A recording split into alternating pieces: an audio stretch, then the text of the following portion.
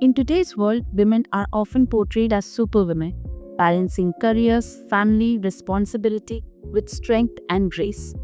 Whether we admit it or not, we all lean on women in our lives mother, sister, friends for that emotional and practical support.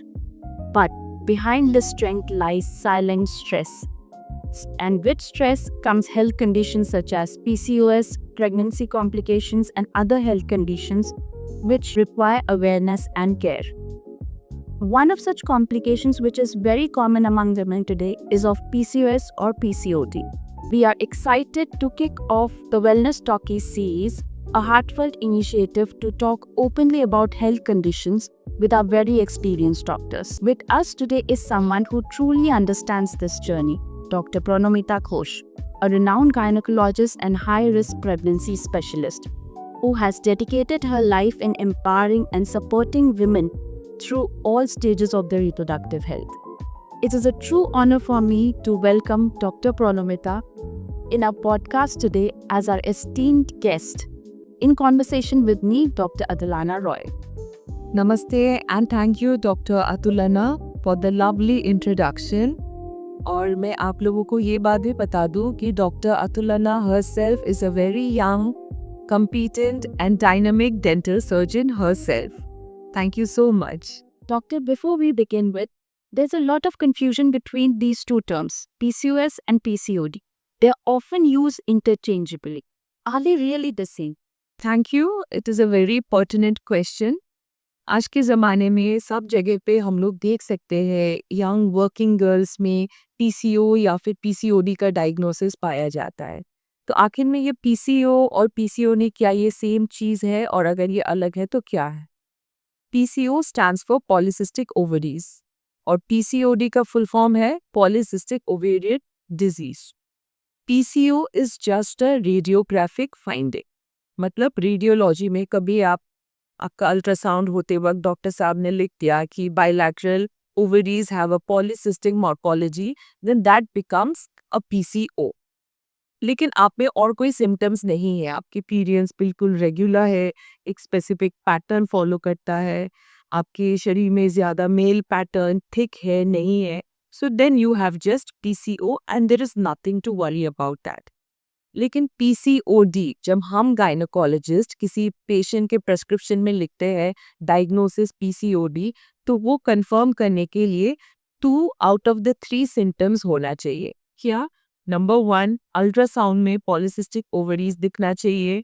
Number 2, patient का absent period या फिर period irregularities होना चाहिए, कोई specific pattern जो follow नहीं करता। Thirdly, patient के शरीर में या फिर चेहरे पे बहुत ज़्यादा बाल होना चाहिए बिकॉज ऑफ इंक्रीज टेस्टोस्टेरॉन, या तो हैवी मुस्टैशेस होते हैं या फिर हैवी साइड बर्न्स, चिन हेयर, पोर्स, बॉडी हेयर या फिर पेट में भी काफ़ी बार देखा जाता है, पाया जाता है central thick pores line of hair होती है। तो इन तीनों में से अगर कोई भी 2 सिम्टम्स प्रेजेंट है तो उसे हम पीसीओडी कहते हैं। Doctor, now that we know the difference between PCOS and PCOD, can these two conditions happen in an individual at the same time? बिल्कुल। A patient, a lady, a young girl can of course have PCO and PCOD at the same time, provided she has a ultrasound with her, provided she has consulted a gynecologist and she has not self-diagnosed herself. Doctor, in many sources we see that PCOS and PCOD is described as cyst in the ovaries. And if we Google cyst, it comes out to be a non-cancerous growth which is often filled with fluid or any other semi-solid material. That can be a bit scary to a layperson. So what are these ovarian cyst and polycystic ovaries? जब हम लोग cyst कहते हैं तभी हमारे दिमाग में आता है अ फ्लूइड फिल्ड पॉकेट और अ फॉलिकल। सिस्ट आपके शरीर के कहीं पे भी होते हैं, जैसे आप भी काफ़ी बार देखते होंगे आपके पेशेंट्स विद डेंटल सिस्ट आते हैं। Yes. जब ओवरी में सिस्ट होता है, ovarian cyst can be of many types. एक सिंगल सिस्ट हो सकता है, काफ़ी बार मल्टीपल सिस्ट होते हैं, फंक्शनल सिस्ट होते हैं। फंक्शनल सिस्ट अर्थात सिंपल सिस्ट पानी भरा हुआ फॉलिकल जो अगले महीने के मेंस्ट्रुअल साइकिल में गायब हो जाती है या फिर 2 महीने के मेंस्ट्रुअल साइकिल के बाद गायब हो जाती है। वो अपने आप से कभी बड़ा नहीं होता है। पॉलीसिस्टिक ओवरी में ओवरी के पेरिफेरी मतलब ओवरी के साइड में जैसे पर्ल नेकलेस होता है, मोती का हार, बिल्कुल वैसे मल्टीपल छोटा छोटा फॉलिकल्स ग्रो करते हैं और ये फॉलिकल्स का साइज मैक्सिमम 20 mm यानी 2 सेंटीमीटर या फिर 2.4 सेंटीमीटर तक ही ग्रो करता है। इसके ऊपर ये जाते नहीं है। There is a lot of correlation between obesity and stress regarding PCOS. Now, there is a term called a lean PCOS. That means it can even happen in individuals who are not overweight. So, what is the relation between obesity, stress, and genetic factors regarding this condition? Asked me 3 questions.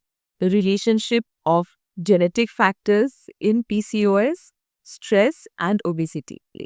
Yes, PCOS has a very strong relation to genetics. किसी माँ को अगर अपने youth में, अपनी young life में PCOS रही होगी, तो उनके बेटी में या फिर फर्स्ट डिग्री रिलेटिव मतलब बहन में 20 to 50% चांसेस बढ़ जाती है PCOS डेवलप करने की। सेकेंडली, स्ट्रेस से हमारे शरीर का कोर्टिसोल लेवल्स बहुत ज़्यादा बढ़ जाता है और हमारे शरीर के DHEAS एक्टिविटी भी बहुत बढ़ जाती है। कोर्टिसोल हमारे ब्रेन के अंदर जो HPA एक्सेस होता है उसको एक्टिवेट कर देते हैं। As a result there is less production of melatonin. PCO patients में स्लीप साइकिल डिसरप्ट हो जाती है। स्लीप साइकिल डिसरप्ट होने के कारण जो ग्रोथ हार्मोन्स होते हैं उसका normal function, normal secretion hamper हो जाती है। As a result the person indulges in stressful eating. Stressful eating के कारण ओबेसिटी और भी बढ़ जाती है and hence the vicious cycle it continue. जिन लोगों को PCO नहीं है वो नहीं समझ सकते, लेकिन जिन लोगों को PCO है सिर्फ वही समझ सकती है कि शुगर क्रेविंग क्यों होती है और जब होती है कितना हाई डिग्री की होती है। जब हमारे शरीर में जब एडिपोसाइट्स डिपॉजिट हो जाती है that leads to the release of cytokines and other inflammatory mediators. इसीलिए PCO पेशेंट्स में लो ग्रेड लेकिन क्रॉनिक इन्फ्लेमेशन भी पाई जाती है। डॉक्टर, जैसे आपने बताया कि PCOS के पेशेंट्स में chronic low grade inflammation होता है, that means they must be having some effect in their oral microbia also.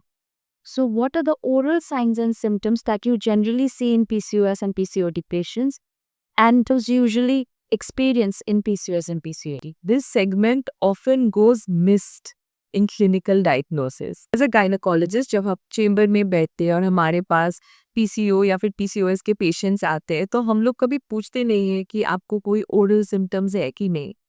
But there is a very strong correlationship between oral symptoms in PCO patients and low-grade chronic inflammation.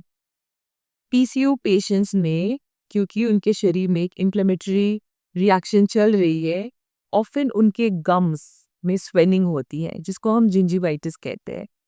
gingivitis होने के कारण gums में से bleeding होती है। The teeth starts becoming loose. They start developing more and more caries. Along with other symptoms जैसे bad breath. रात को जब वो लोग सोते हैं तो दोनों दांत को grinding करना, bruxism. So these are all oral symptoms that are associated with chronic inflammation in PCO patients. Before we wrap up, let's touch on to something as doctors. We as doctors, we explain everything to our patients, right? From how a illness is being caused, how to change it by changing their lifestyle. But at the end, patient पूछते हैं, doctor medicine कौन सी ले?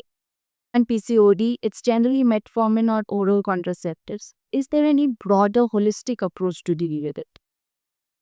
Very important question. Very, very important question. So, people with PCOS often think they can't be cured. Their condition is permanent. हाय अब मुझे क्या होगा? But let me tell you, the mainstay of treatment in PCOS is not any medication.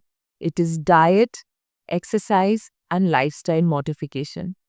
आप अपने शरीर को जितना fit रखोगे, जितना आप चलोगे, मूवमेंट करोगे, कैलोरीज बर्न करोगे, उतना आपका हार्मोन अंडर कंट्रोल रहेगा।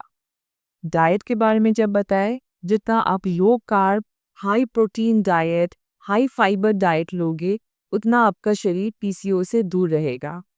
मैं एक निवेदन करती हूँ प्रत्येक पेरेंट्स से जिनके घर में यंग गर्ल चाइल्ड है, don't give packaged food to your child.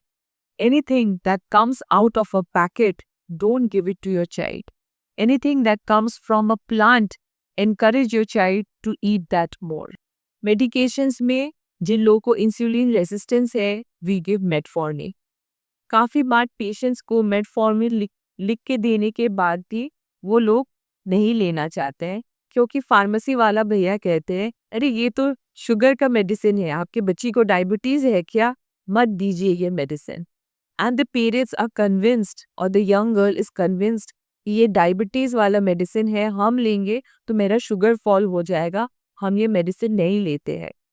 और जब फॉलो विजिट्स में हम लोग को पता चलता है, रिपीट अल्ट्रासाउंड में पता चलता है कि पेशेंट का ओवेरियन साइज कम नहीं हो रहा है, फॉलिकल साइज कम नहीं हो रहा है, और पूछताछ करने के बाद पता चलता है कि अच्छा पेशेंट ने मेटफॉर्मिन नहीं लिया है। सो मेटफॉर्मिन, हाँ, ये एक डायबिटीज़ में देने वाली ड्रग है, लेकिन हर एक ड्रग का मल्टीपल यूजेज, मल्टीपल इंडिकेशंस होता है। सो मेटफॉर्मिन का मेन यूज़ है पीसीओ पेशेंट्स में, जिन लोगों में इंसुलिन रेजिस्टेंस है। अगर आपका गायनेकोलॉजिस्ट, अगर आपका डॉक्टर आपके लिए मेटफॉर्मिन लिख के देता है, मतलब डॉक्टर ने सोच समझ के लिख के दिया है, please don't self medicate yourself. अपने आप से मेटफॉर्मिन बंद मत कीजिए। It is a wonderful drug and no, it will not cause sudden hypoglycemia. Thank you so much, Dr. Pranodha, for such insightful talk with us. To all our listeners, information is the first step towards empowerment. Whether you are dealing with PCOS alone or supporting someone who is, remember, PCO is not curable, but it's treatable.